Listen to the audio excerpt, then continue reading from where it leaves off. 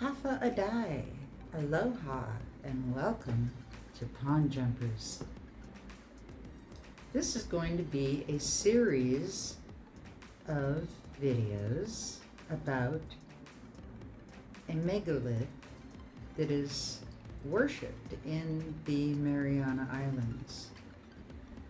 And this is a deep dive. It's going to be a mini-series of the occulted or the hidden histories, mythic associations, and connections,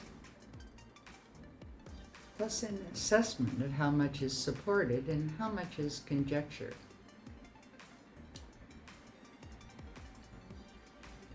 But this is not going to be the mainstream archaeological academic account of the sacred Latte stone. So we're going to begin today with part 1 of the Latte chat.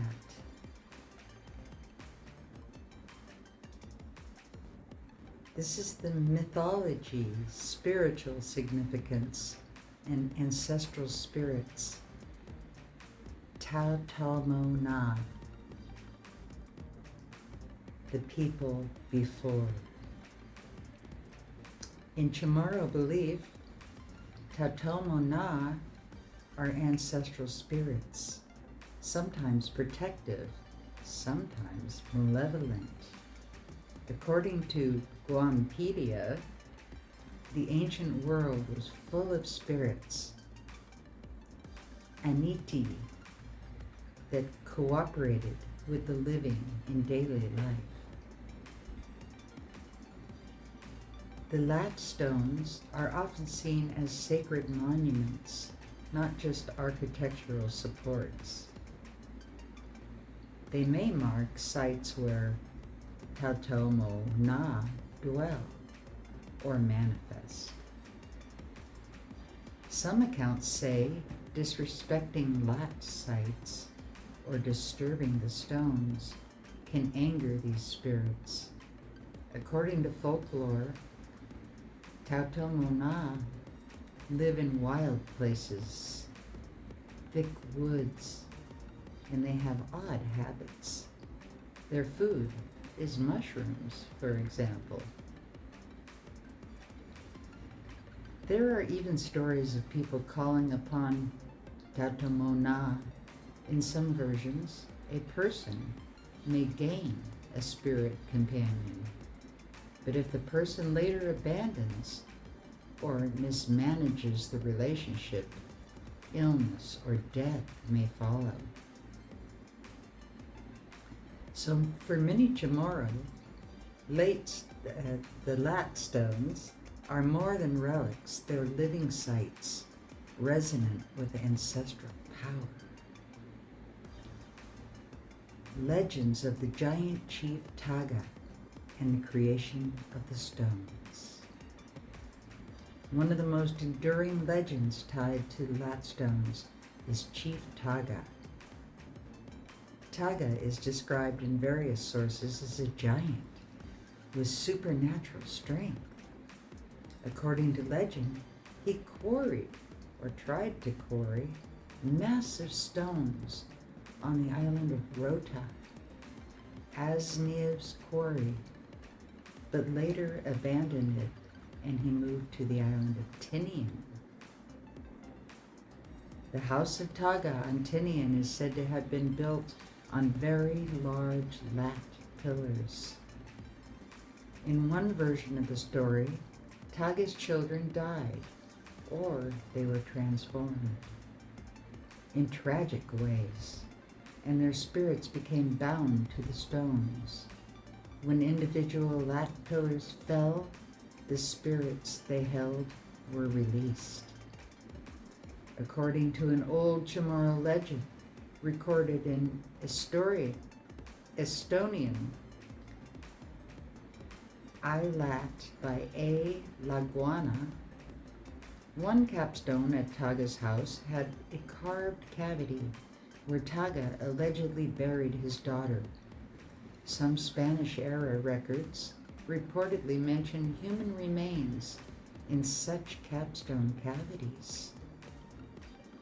This legend gives a deeply spiritual, even ritualistic dimension to the stones. Not just practical architecture, but they were tombs of mythic ancestors. The occult or overlooked interpretations, speculative theories. These are some less widely accepted lines of thought based on myth, folklore, or metaphysical interpretations. Spiritual architecture, sacred markers.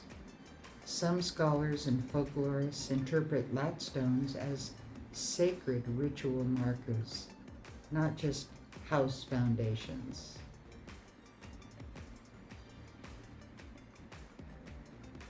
It is suggested that they may have symbolized a sacred space for the dead and for ancestors' veneration.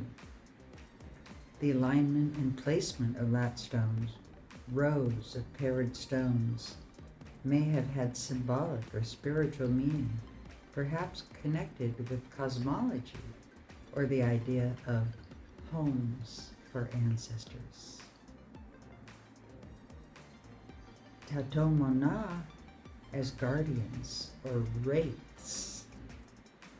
In some folkloric accounts, Tatomona are not purely benign. They can play tricks, they can cause illness, or even haunt the stone sites. According to a folklore record, some Tatomona come out at midnight to go to the sea and take their bath, suggesting physical movement, not just spiritual presence. There are warnings in tradition not to disturb Latte. The stones are seen as inhabited by ancestral spirits, and violation can bring curses or sickness. Superhuman labor, ghostly aid in quarrying. According to one legend, the Asneves quarry was abandoned suddenly. Some tellings say it was ghosts, Tatomona, who carried or moved the huge stones. This could be interpreted symbolically. The stones themselves are gifts of the ancestors, moved by non-human forces, giving them not only physical, but spiritual potency. A gentle migration, theories, and cultural connections. While concrete evidence for lost occult civilizations is thin, there are some lines of academic and speculative thought about broader connections. Genetic research suggests that the Chamorro people, builders of the Latte, are descended from ancient Austronesian settlers, possibly linking them to broader island networks in Southeast Asia. Why these myths still matter? The cultural identity. For Chamorro people today, Latte stones are powerful symbols of ancestry, resilience, and identity. Spiritual continuity. The stories of Tatomona make Latte sites living heritage, places where the past is not fully gone, but still present. Ritual use in modern times, Chamorros often perform ceremonies around Latte stones.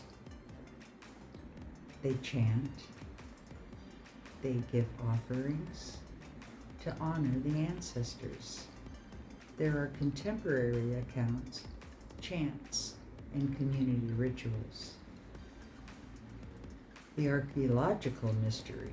The fact that there remains unanswered questions about how the huge stones were quarried, moved, and precisely why they were placed as they were means Latte sites continue to be a source of wonder and speculation. Why the alternate occult narratives aren't strongly supported by evidence? The archaeological dating, the Latte period, is reasonably well defined in archaeology, 900 AD to 1700. No confirmed links to Rapa Nui or Easter Island. The styles of megaliths differ greatly. There's no direct trade or cultural artifacts reliably connected the Latte megaliths with the Moai tradition.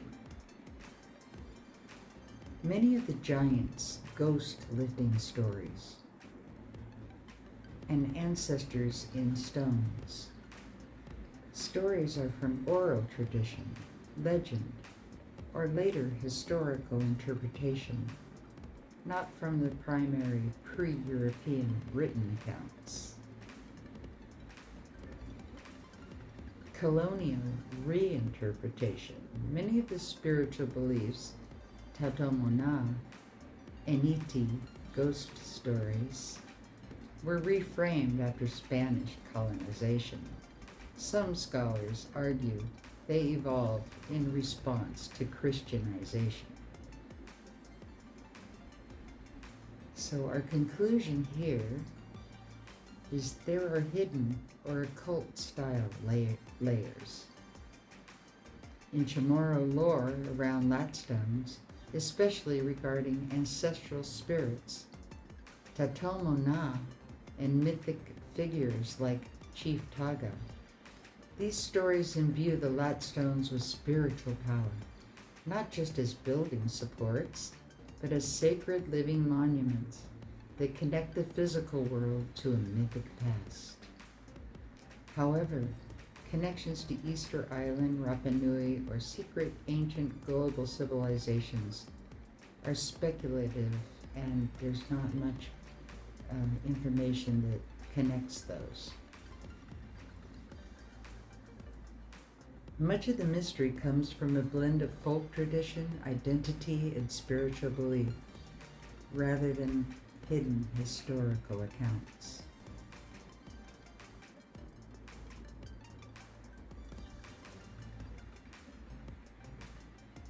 So now, dropping the mainstream guardrails, because when I first started looking into the Latte stones myself, it didn't make any sense if you see what they look like, that they were building supports.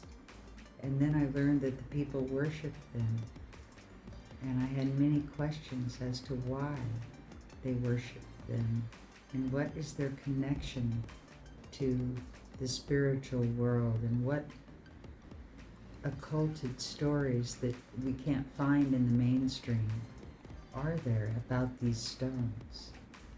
Are they connected to giants? Are they connected to serpents? Are they connected to cosmology, astrology, metaphysics? There are many, many questions surrounding these stones.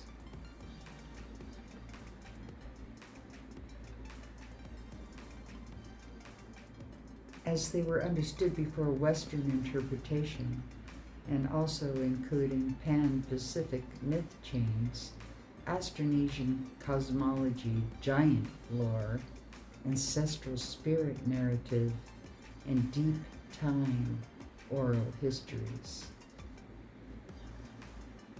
None of this is presented in the historical accounts, because these stories were not written in books. They lived in the bones, the dreams, the chants, and memory of people long before colonization. There's a deep mythic strata of the Latte stone. These stories come from pre-contact Chamorro oral history, Micronesian, Austronesian mythology, legends recorded by early travelers, legends, fragments of preserved in chants and family lines, reinterpretations by elders before they passed, comparative Austronesian myth structures. This is the deepest folklore, occult level. The Latte stones as the bones of giants.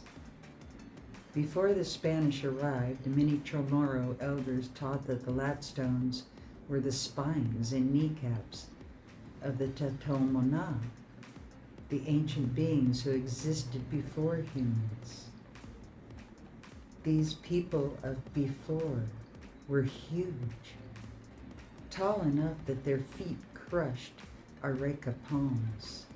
Their stepping left indentations that became streams. They could uproot breadfruit trees by hand. Some families say the Latte were vertebrae of the giants, knee supports of their sleeping platforms, or grave markers where parts of their bodies were buried. In this view, the Latte are not foundations. They are tombstones of forgotten ancestors so large they no longer fit the human imagination.